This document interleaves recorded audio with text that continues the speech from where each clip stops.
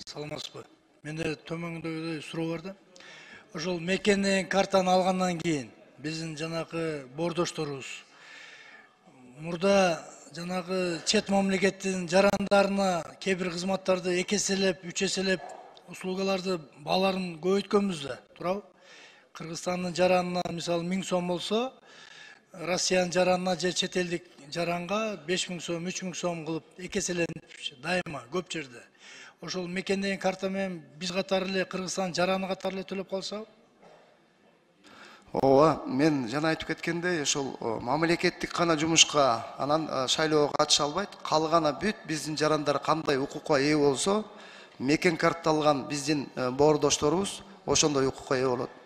Анда бул мекен карта тез аранын ичинде практика жүзүндө ишке ашырыш керек экен. Андан кийин жанагы мобилдүү приложение деп коет го азыр эми дүйнөдө цифровизация кези.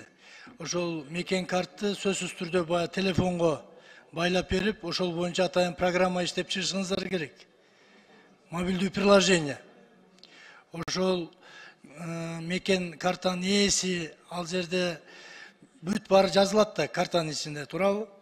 Кандын канчанчы группасы экенин, тиги бул бүт данныйлар жазылабы ичине кирип? Жана биздин ID карта эле болгон эме болот, ичинде бүт бардык маалыматтар болот. Сиздер азыр Минцифрага дагы сунуш берип, ошону автоматтык түрдө жанагы мобилдүү приложениянда киргизишиңиздер керек.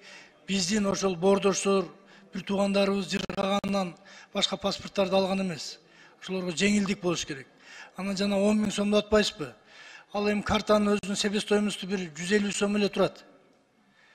Ошону бир 2000 сом эле кылып койбойсуңарбы? Ал жерде бардыгында эле 10 000 сомго картаны алганга үй шарты же болсо бир чөнтөк шарты дал келбейт да.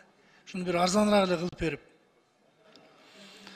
2000 сом деп бекитилген. Ошон үчүн азыр биз 10 000ге көтөрүп аткан чыгымдар ошо эсептелинди да. Бизде мейлем, бизде көп бияка кайрылгандар болсо чыгымдар мындай кичине азыраак экен. А бул чет мамлекетте чыгымдар көбүрөөк болуп кетет экен. Биздин жанагы Тышкы иштер министрлигине караштуу. Эми Тышкы иштер министри, миграциянын өкүлчүлүгү бүт баары мамлекеттен айлыктары каралган. Ушул элементарный картаны таратып кое албайбы? Чыгарып берген картаны. Эмне дополнительный эмне расход болуп атат? Анчалык. Эми бул жерде ошол алып баруу жактары ошол жака бердин жасалгандан кийин алып барылат баары тең паспорт, ошол чыгымдардын баары эсептелинди да. Эми 10 000 сом мен бердим 10 жылга. Жылына 1000 сомдон. Жок, сиздин чөнтөгүңүздө азыр болушу мүмкүн бир 10-15 000 сом.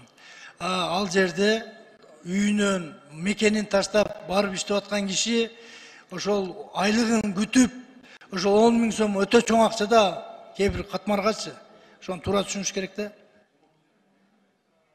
Мен 10 000 сом болушуна каршымын, негизинечи. Каршымын. Болгону максимум макул бир 4 000 сом болсун. Рахмат.